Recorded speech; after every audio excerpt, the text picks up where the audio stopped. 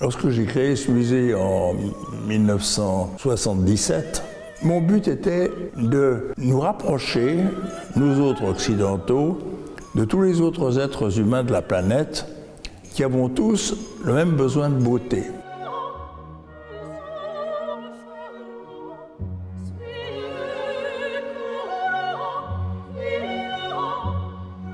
Cette exposition, au fond, est l'expression la plus pure de pouvoir sauter d'un homme à l'autre pour finalement retrouver toujours le même désir d'esthétique et de satisfaction devant une plastique agréable.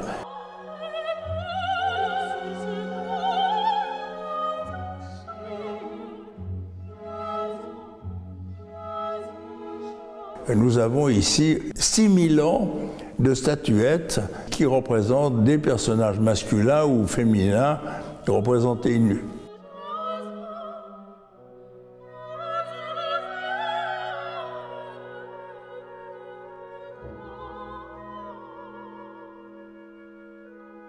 J'ai voulu montrer que le sculpteur moderne, au fond, n'avait pas d'autre préoccupation que, par exemple, le sculpteur en 4000 ans avant Jésus-Christ, ou que le sculpteur africain du 18e ou du 19e siècle. Il y a partout cette constante qui est la recherche d'un certain équilibre des formes. Certains sont timides, c'est-à-dire qu'ils abordent un tronc d'arbre et ils restent, ils font une sculpture assez figée et qui reste proche du tronc dans lequel ils ont dégagé leur sculpture. Et puis vous en avez d'autres qui sont des audacieux et qui sculptent des œuvres qui sont, dirait-on, en mouvement. Ce sont des caractéristiques que l'on retrouve à toutes les époques.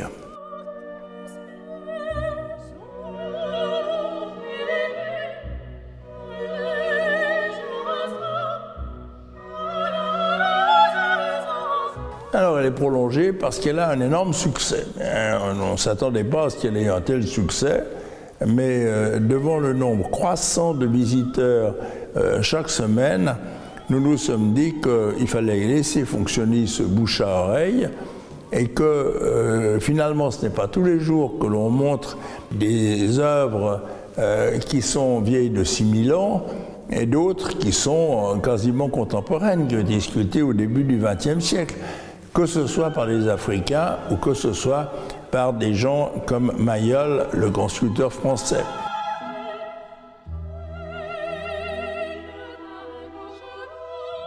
Nous n'exposons que des œuvres des collections familiales, ce qui veut dire la richesse de ces œuvres. Il y a à peu près 6500 œuvres, ce qui nous permet depuis 35 ans de faire des expositions sans recourir à des prêts extérieurs. Donc je crois que c'est une information qui intéressera le public de savoir que ce musée va perdurer au-delà de mon existence personnelle.